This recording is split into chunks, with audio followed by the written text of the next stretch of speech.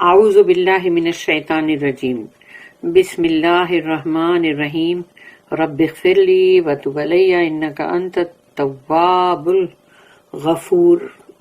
سورہ اعراف آیت نمبر 32، صرف ایک آیت پڑھ رہے ہیں ہم۔ آیت نمبر 32 جو سیکشن نمبر 4 یہاں سے سٹارٹ ہو رہا ہے، یعنی چوتھا رکوع یہاں سے سٹارٹ ہو رہا ہے۔ آیت نمبر 32، قل من حرم زینت اللہ التی اخرج لعبادہ والطیبات من الرزق قل ہی للذین آمنوا فی الحیاۃ الدنیا خالصۃ یوم القیامۃ کذالک نفصل الآیات لقوم یعلمون۔ رب اشرح لی صدری ویسر لی امری واحلل عقدۃ من لسانی یفقہوا قولی۔ اب اللہ کہہ رہا ہے رسول اللہ صلی اللہ علیہ وسلم سے کہ کہو ان سے، قل من حرم زینت اللہ، من حرم کس نے حرام کیا، یعنی کس نے حرام کیا ہے؟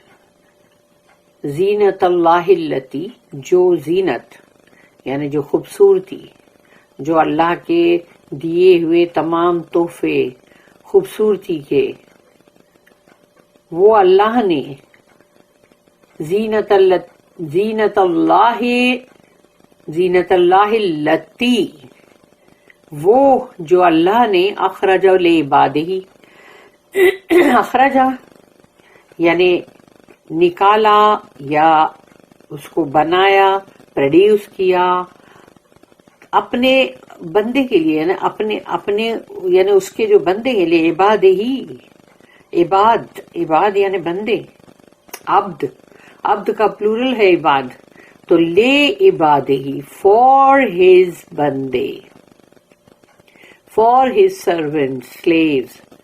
تو قل من حرم زینت اللہ التی اخرج لعبادہ، کون ہے، کہو ان سے، پوچھو ذرا کس نے حرام کیا ہے وہ زینت، وہ خوبصورتی جو اللہ نے بنائی ہے، مطلب اگائی ہے، بنائی ہے، نکالی ہے اپنے بندے کے لیے، اس کے بندے کے لیے۔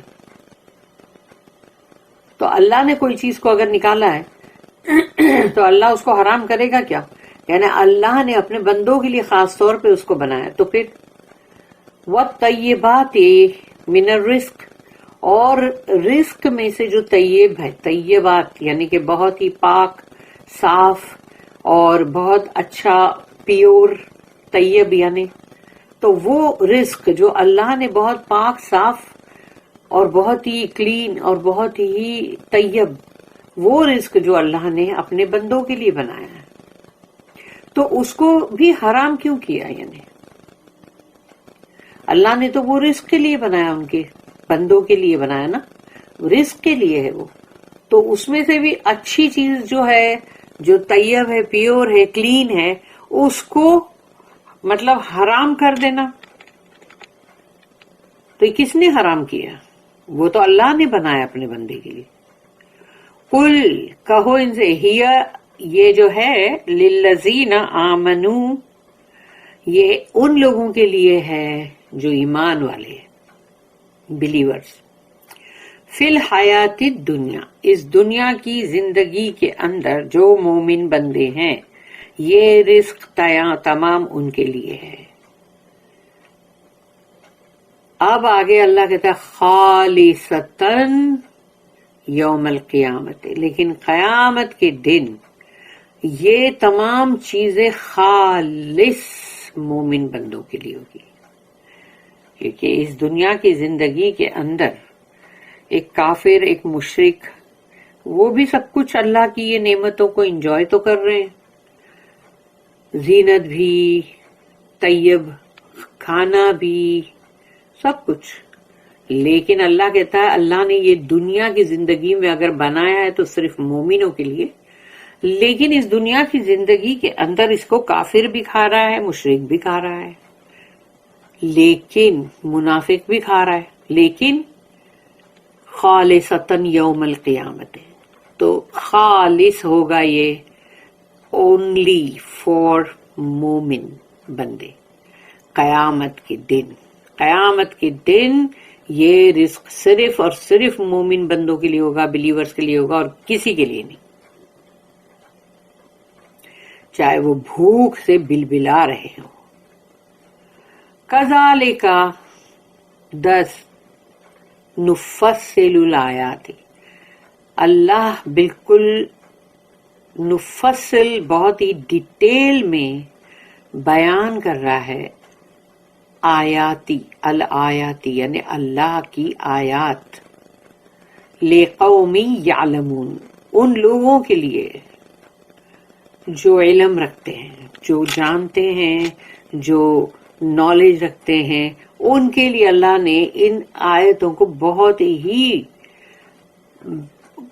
نفصلو کا مطلب ہوتا ہے کہ بہت اچھے سے ایکسپلین کرنا ڈیٹیل میں. Say, who has forbidden the beautiful gifts of Allah, which He has produced for His servants, and the things clean and pure which He has provided for sustenance? Say, they are in the life of this world for those who believe, and purely for them on the day of judgment. Thus do we explain the signs in detail for those who know. اس کی 2 notice ہیں، 1014 1015. 1014 Asceticism often means the negation of art and beauty. It has no necessary sanctity attached to it.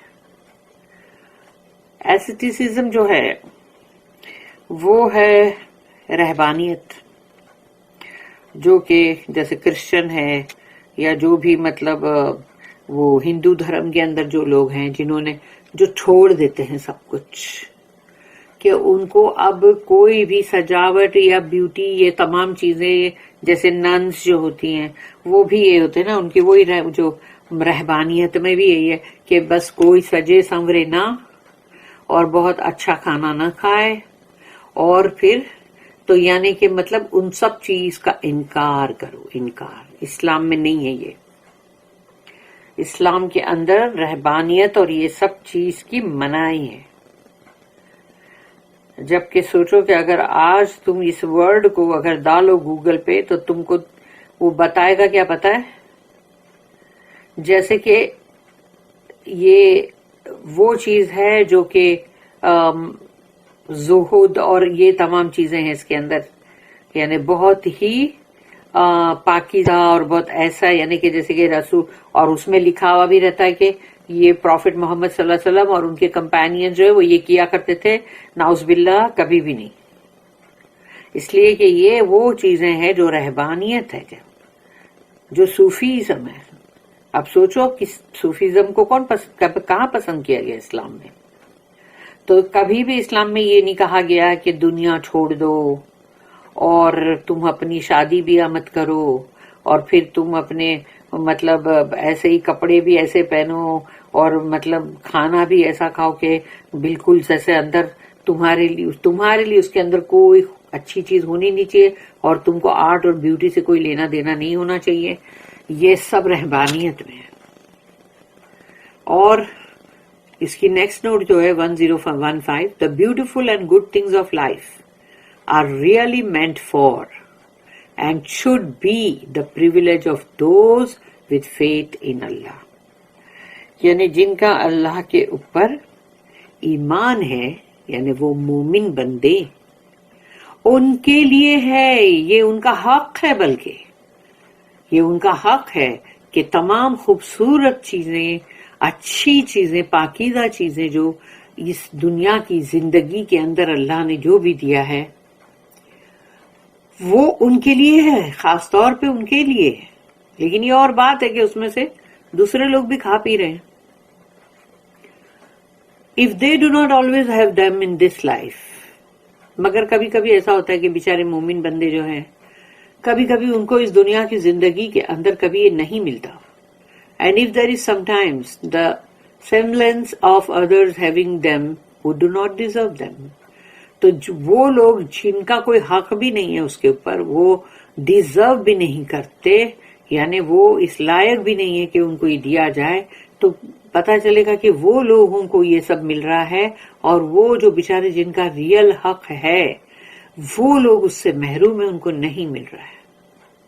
لیکن اس کے لیے ہم سے کہا جاتا ہے کہ late us remember that this is a test from Allah، کیونکہ یہ دنیا کی زندگی اگر ایک امتحان ہے، آزمائش ہے، تو ہم کو یہ تو بات یاد رکھنی پڑے گی کہ پتہ نہیں کس کی آزمائش کس طرح ہو رہی ہے۔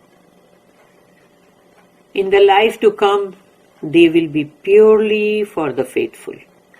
وہ زندگی جو آنے والی ہے آخرت کی، اس میں تو یہ صرف اور صرف ایمان والے بندوں کے لیے ہی ہے اور کسی کے لیے نہیں۔